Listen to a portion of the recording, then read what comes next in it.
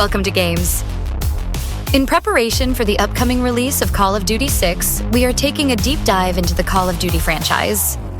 We will be looking into the series' origins, its various sub-series, its developers, its platforms, and its numerous spin-offs.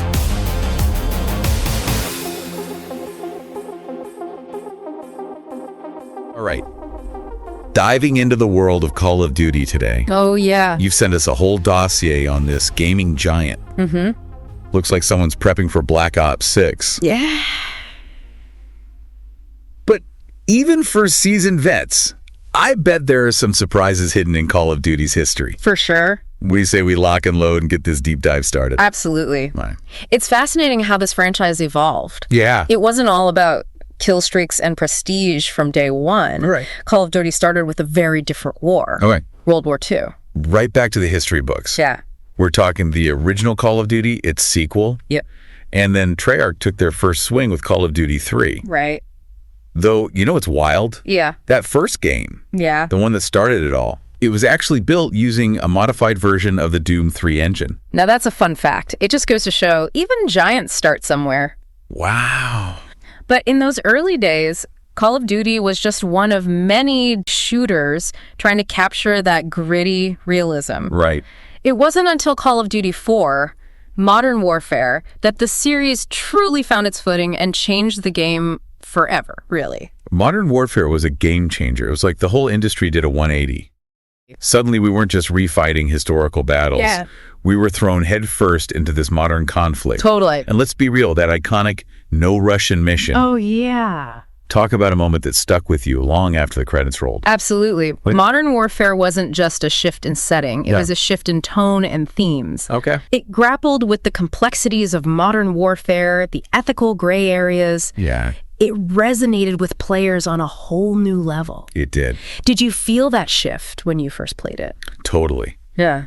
I remember that sense of intensity, the way the story just grabbed you. Yeah. And it paved the way for the Modern Warfare sub-series. Of course. Which, let's face it, had become a fan favorite. It has. But Modern Warfare wasn't the only sub-series to emerge. Right. Treyarch, after their stint with World at War, decided to explore a whole other side of conflict with the Black Ops series. And what a departure it was. World at War was almost like their farewell to the World War II era, before they dove headfirst into the shadowy world of Cold War espionage with Black Ops. Wow. From historical battles to clandestine operations, talk about a tonal shift. It's almost like Call of Duty became this anthology series with each developer adding their own unique flavor to the mix. Precisely. Right. And that's what makes analyzing the franchise so interesting. Yeah. It's not a straight line of progression, but this fascinating interplay of different creative visions. Okay. It's like they discovered this winning formula with Modern Warfare, but instead of sticking to it rigidly, they decided to explore, to experiment with the formula. Right. And that experimentation Right, yeah. led to what we have today, this three-headed beast of a development cycle. Okay. Infinity Ward, Treyarch, Sledgehammer Games, Right. each taking turns, putting their own spin on the Call of Duty formula. A three-way dance-off, but with more explosion. It's actually genius when you think about it. Yeah. Keeps things fresh, taps into different creative energies, For sure. but I'm guessing it wasn't always smooth sailing with 3 studios in the mix. Not always, no. Right. You've got these powerhouse developers, each with their own vision, their own way of doing things. Yeah. It's bound to create some friction. Right. Remember what happened with Infinity Ward back in the day? Oh, yeah. The founders, West and Zampella, Right. they left. Yeah. And it caused a whole legal battle with Activision. I remember that. It's a reminder that even in the glamorous world of game development, Yeah. there's a lot happening behind the scenes, Talk about drama. right? I guess even the biggest franchises have their share of backstage battles. Yeah. But hey, maybe that creative tension is part of what keeps Call of Duty feeling fresh, right? It's a double-edged sword, for sure. On one hand, you've got Infinity Ward, the ones who basically wrote the book on modern military shooters with the Modern Warfare series. Right. They're known for their attention to detail, their polished gameplay. Right. Then you have Treyarch, pushing boundaries with the Black Ops games. Yeah. They weren't afraid to experiment Yeah. with zombies branching narratives. They even took us to space with Black Ops the Third. Don't remind me about those jetpacks, though I have to admit, that's classic Treyarch, always pushing the envelope. Right. But what about Sledgehammer Games? Yeah. They're the new kids on the block, relatively speaking. Right. They had big shoes to fill. Yeah. Their first outing was Advanced Warfare. Mm-hmm. Remember all the hype around that exosuit movement system? I do. It was a gamble that paid off, at least commercially. Then they tackled World War II with WWII, Right. which some saw as a return to the franchise's roots. It's wild to think how Call of Duty has come full circle in a way. It is. From its World War II origins to these futuristic battles and back again. Yeah. But, you sent us a treasure trove of information on the Call of Duty universe. I did. And we can't just talk about the main games. Oh, no. We have to delve into the spin-offs, the side stories, the experiments. For sure. Where do we even begin? Well, we could start by acknowledging that not every spin-off was a home run. Okay. There were those early attempts to capture the console experience on handhelds, like Finest Hour or Big Red One. Right. They had their moments. Right. They weren't exactly pushing any boundaries. It's like those direct-to-video sequels. Sometimes you just want the original flavor. But then there were the more experimental spin-offs, right? Right. I'm looking at my notes here. Yeah. Call of Duty, the card game. Uh-huh. Did that actually happen? It did. Wow. And honestly, it wasn't a bad attempt at all. Really? They even tried their hand at a mobile strategy game with Call of Duty Heroes. Oh, wow. It just goes to show, Yeah. even with a formula as successful as Call of Duty, they weren't afraid to test the waters to see what else was possible. And sometimes those experiments lead to massive success. Yeah. Let's talk about Call of Duty. Mobile. Oh, yeah. It wasn't just a quick cash grab. No. That game took the world by storm. Call of Duty Mobile was a stroke of genius. Yeah. It recognized the power of mobile gaming and brought that classic Call of Duty action to a whole new audience. And the crazy part, What's that? it didn't feel like a watered-down version. It was a fully fledged Call of Duty experience right on your phone. They really knocked it out of the park with that one. They did. And speaking of game changers, we can't forget about Warzone. Oh, Warzone. It was like they took the Battle Royale craze and injected it with pure, unadulterated Call of Duty adrenaline. Warzone was a pivotal moment. Right. Not just for Call of Duty, Yeah. but for the Battle Royale genre as a whole. It really was. It showed that they weren't content to just rest on their laurels. They were Yeah. willing to adapt, to evolve with the gaming landscape. Right. And it paid off. Warzone became a phenomenon of its own, Yeah. even spawning its own mobile version to compete with the titans like PUBG Mobile and Fortnite.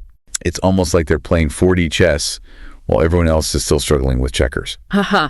Right. But, when you've got a franchise as big as Call of Duty, Yeah. it's not just about the games themselves. Right. It creates this whole ecosystem. And I'm not just talking about the memes and the controversies. Mm-hmm. I'm talking about esports. Ah, yes, the competitive scene. Right.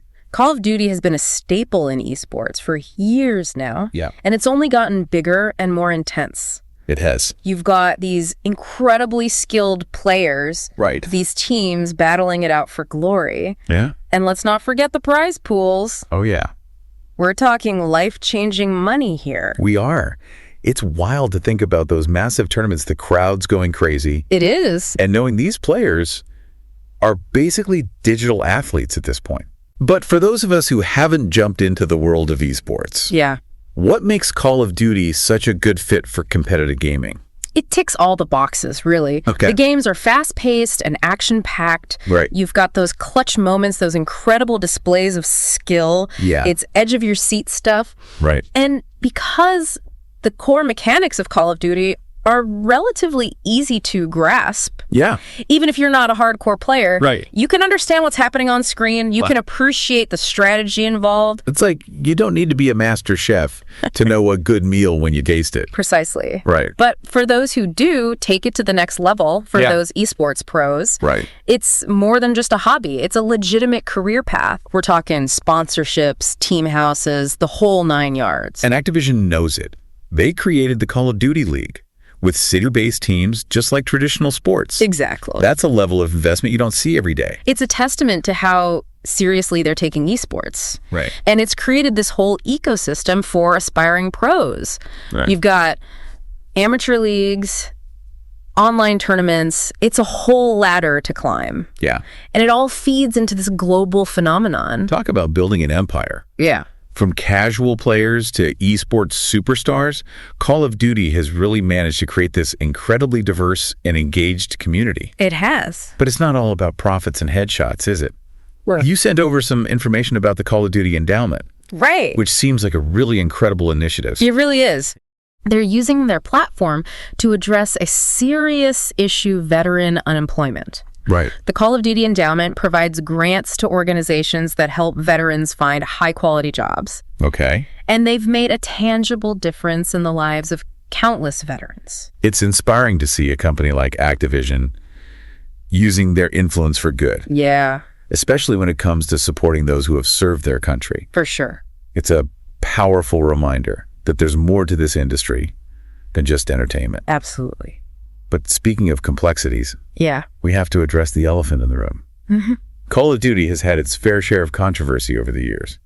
That's the thing about creating something that resonates on a global scale when you're dealing with themes of war, violence, and geopolitical conflict. Yeah. There are bound to be differing opinions. Right. And Call of Duty has definitely sparked its fair share of debate. From accusations of excessive violence and historical revisionism to legal battles and behind-the-scenes drama, it seems like there's always something brewing beneath the surface of this massive franchise. It's a reminder that even the biggest, most successful entertainment properties are created by people, Right. and people are flawed. Yeah. It's messy, it's complicated, Right. but it's also a reflection of the world we live in. It makes you think, doesn't it? Behind every pixel, every line of code, every thrilling mission, there's a story of creativity, innovation, and yes, even controversy. Yeah. So we've journeyed through the history of Call of Duty, from its humble World War II beginnings to its ventures into modern warfare. The spin-offs, the esports, the philanthropy, and the unavoidable controversies. It is. What's clear is that Call of Duty isn't just a game. Right. It's a cultural phenomenon. Yeah. It's a mirror reflecting our fascination with conflict, our desire for heroism, and the ever-evolving landscape of the world we live in. It's a story that continues to be written, and with Black Ops 6 on the horizon, who knows what the next chapter holds. As you gear up for that next mission, here's a final thought. Beyond the adrenaline-pumping gameplay, beyond the kill streaks and the prestige, what will Call of Duty's legacy be? What mark will it leave on gaming history? Thanks for joining us for this deep dive. We'll see you next time.